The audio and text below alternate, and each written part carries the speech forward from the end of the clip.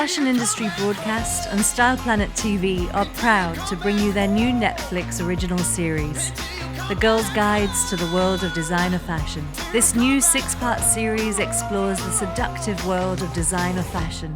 Series 1, The History of Lingerie. Series 2, The Legend of the Designer Bag. Series 3, The Mystery of the High Heel. Series 4, American Fashion. Series 5, Italian Fashion. And Series 6, Paris Fashion.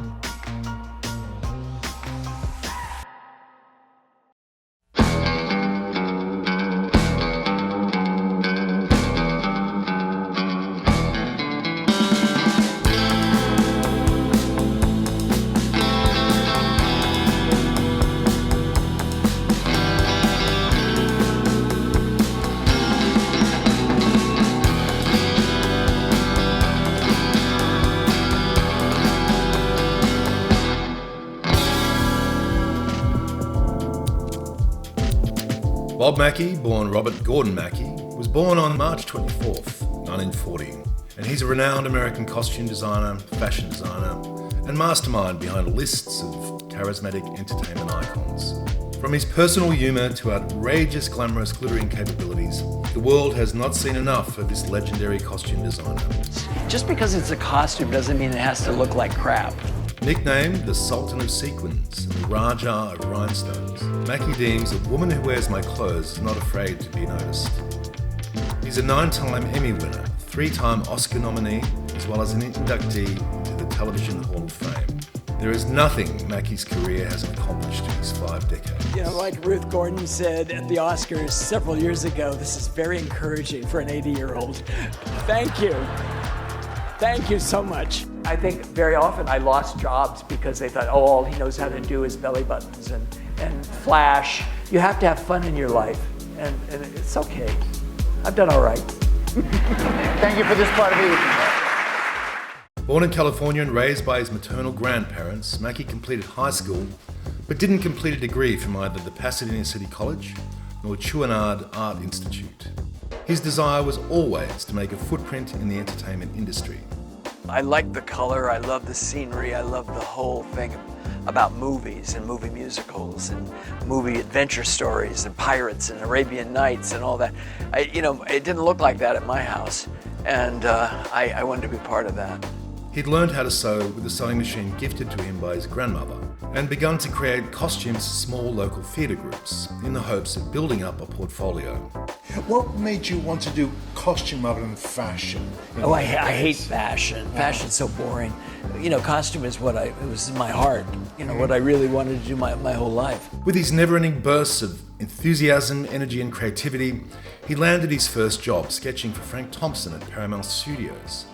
I was right out of school, and a couple of the sketch artists in town had gotten sick or went on vacation or something, and I was like I was the new boy, and I got a job working for a designer named Frank Thompson, and he had rented space at Paramount right in the Edith Head area, so there I was drawing sketches for him of Charles Boyer and Glenn Ford.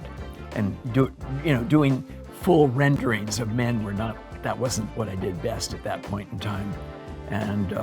But I managed to do it. Mackie's professional career kicked off in 1961 as a sketch artist for John Louis. That's the sketch that got me the job with anybody that I worked with in Hollywood for that first year. And Jean Louis saw my portfolio and he asked me to come in. And he was very, very particular. He'd make me draw it over and over and over again until it was a sketch that he liked. Fresh out of school, 22 years old, and I had to draw pictures of Marilyn Monroe all day and draw these and do something that this very famous designer is going to love. And I was intimidated. I was quite nervous. More so than anybody I ever worked with after or before. He then moved to being a designer for Edith Head at Paramount Studios. For no matter how simple a costume, it must be right. No matter how complex. And during that whole time, Edith would come in to see what was going on.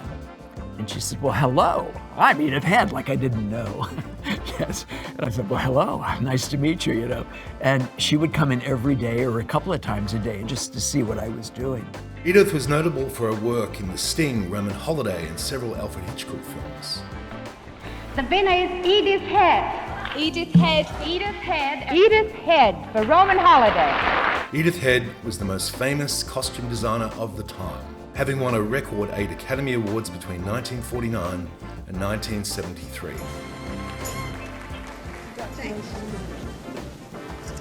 Just imagine dressing the two handsomest men in the world and then getting this. I simply couldn't be more happy or more grateful, and thank you all so much. Working under two of the most influential and inspired designers in an assistant position marked the beginning of his renowned fashion career. So I was doing a couple of weeks over there, and then I'd come over to Paramount and work with Edith, and sometimes, it was a great year for me. All of a sudden I was right in the midst of these very, big-time designers. His first creative project was in 1963 as a costume designer for the Judy Garland show under designer Ray Aghayan, who became his partner both professionally and personally. I met Ray Aghayan, and he was getting ready to do the Judy Garland television show. And he said to me, would you work for me and do my sketches? And I said, yeah, sure I would. Judy Garland show, sure. That was my first television experience. And I was the assistant designer on that show. And it was a great show for me because Judy was such a handful that he didn't have time to do guest stars and chorus people and all of that, and I got to do that. Several years later, in 1966, Mitzi Gaynor, an American actress, singer and dancer, hired Mackie to design her new stage costumes for her new Las Vegas revue, as well as her television appearances. One time on Mitzi Gaynor, who I did all the Mitzi Gaynor specials, and she had some really incredible specials. I got a couple of Emmys from her specials, which was all like the old-time MGM musicals, lots of music and lots of dance and costumes and stuff. She was doing an Egyptian number, and I had done a leotard for her with all kinds of gold feathers and things, and it was cut just like a regular leotard and came up, but I had dyed the fabric, not personally, but I'd gotten the fabric that matched her exactly. I mean, it matched her so perfectly, and the leotard was so beautifully made, there wasn't a wrinkle in it. So from here up, it looked like she was naked. It looked like there was nothing there, and even though there was a leg line in the thing. And they got so nervous from that, and there was nothing showing, absolutely nothing showing. They got so nervous that they made them cut into the close-up tape that they had done several versions of it. And it ruined the number because, here she is dancing away and you're seeing her from here up. And that was the worst thing. Over the next half-century, Mackie continued to design Gaynor's television specials and live shows. Worn by Gaynor, his sleeveless, off-the-shoulder, floor-length gown made of flowing pink material with lace sequined appliques, hugged by a large sparkling rhinestone belt, is now a collector's piece.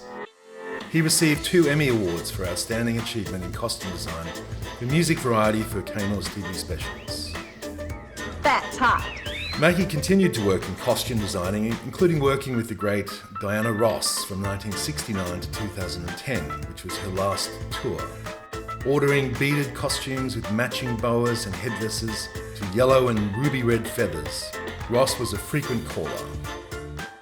Tina Turner, amongst many, has also turned to Mackie, in which he made a series of Firebird-style sequin dresses. Tina Turner is a force of nature, and I met her again in the 1970s when she was breaking up with her husband Ike, and it was a little tense, but she was guest starring on a lot of shows that I was involved in, and I immediately fell in love with Tina because the personality is amazing, and it was really fun.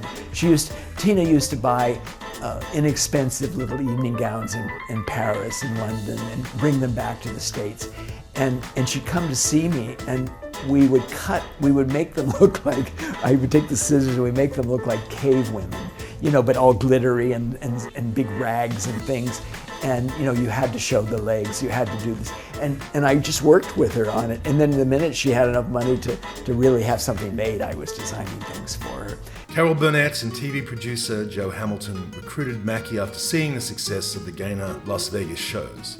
He was allocated the task of designing the entire wardrobe for the first Carol Burnett show, Time magazine has listed the comedy variety hour The Carol Burnett Show as one of the 100 best TV shows of all time. From there, for 11 successful years, Mackie was dubbed the show's costume designer. As a young kid wanting to be a designer, nobody had more fun than I did doing that kind of a show, a weekly show like that, where we could be glamorous one moment, horrible the next. It was just crazy. It was crazy and I loved it. Not just her costume, the entire show costumes.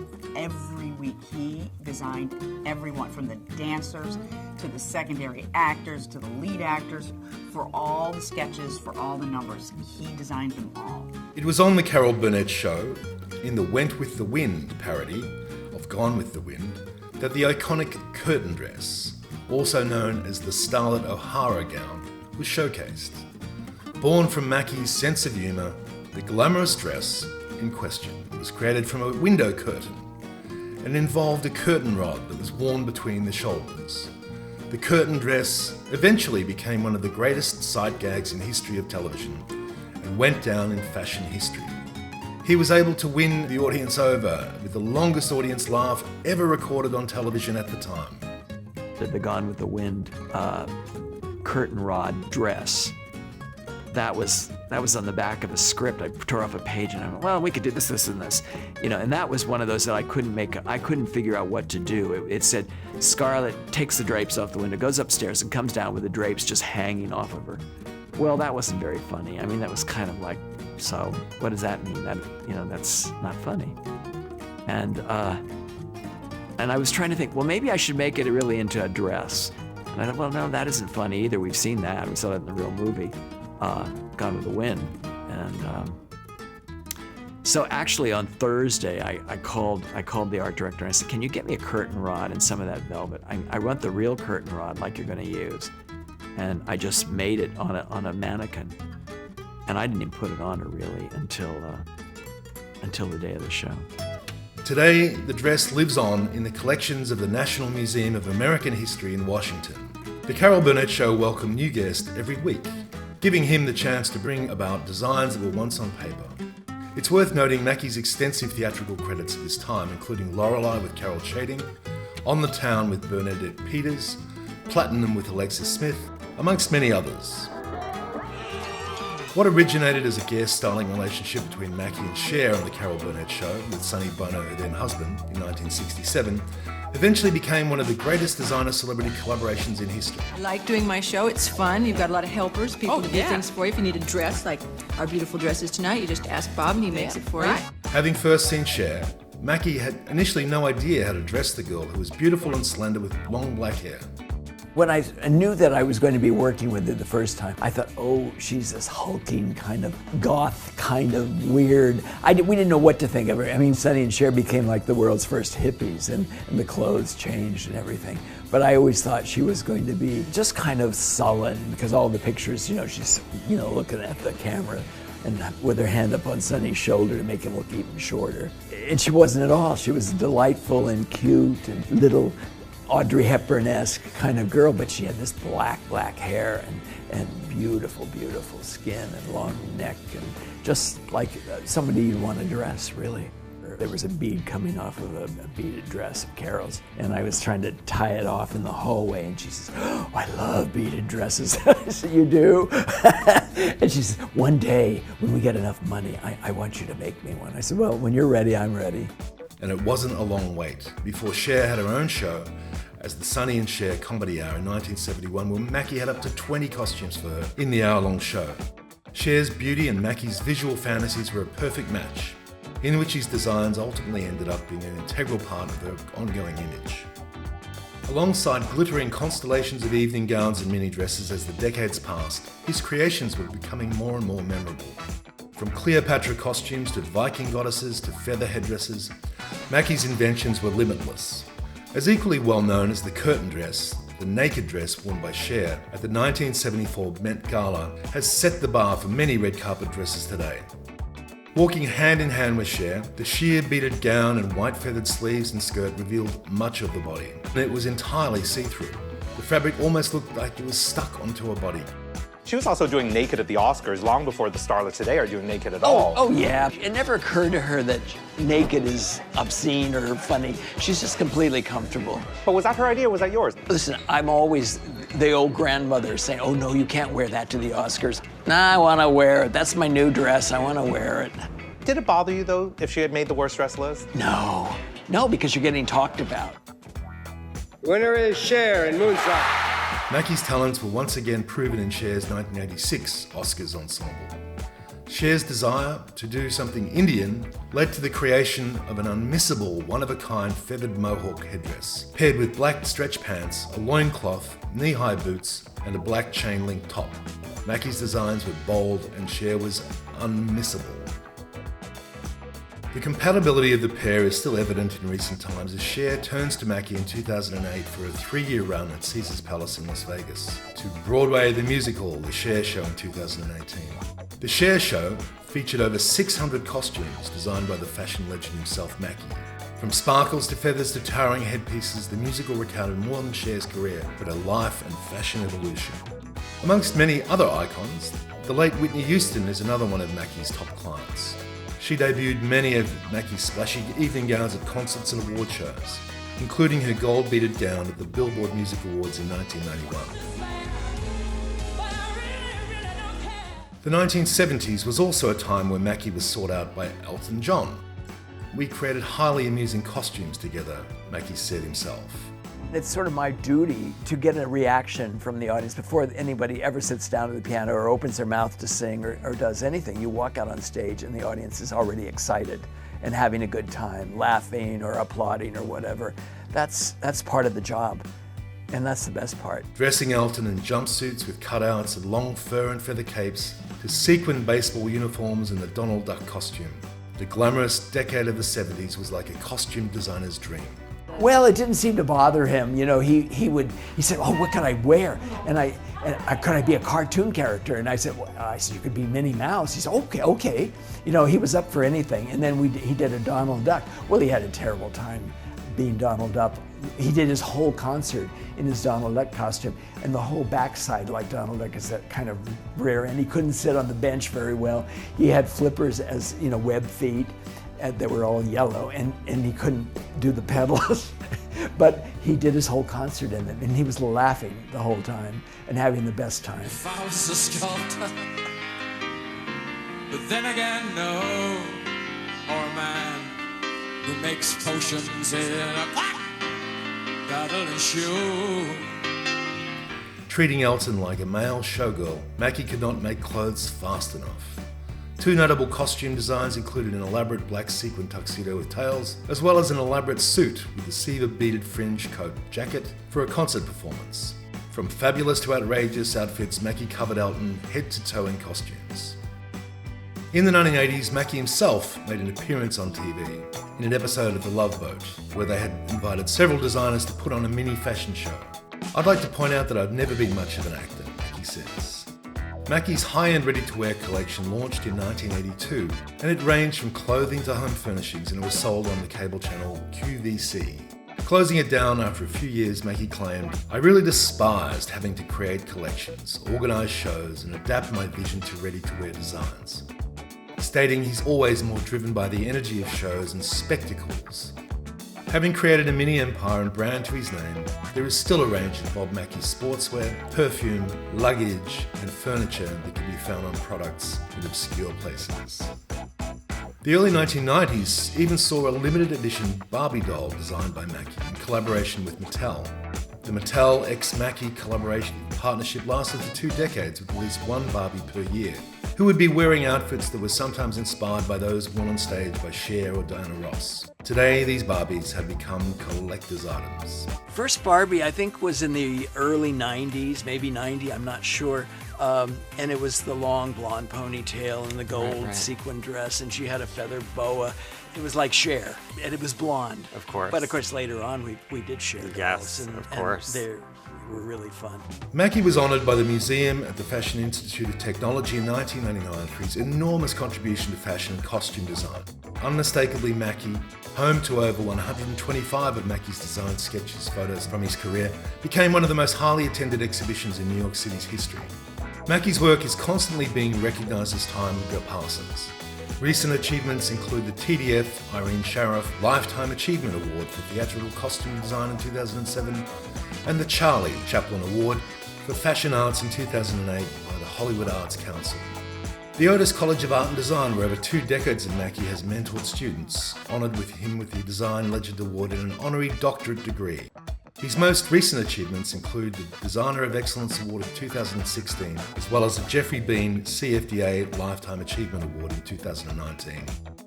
Today, Mackie still works 10 hours a day, 6 days a week, leaving little time to design brand new costumes for stars who reach out. As he himself is not wrapped in glamour, Mackie defines true glamour as flourishing as a person and being at one with yourself.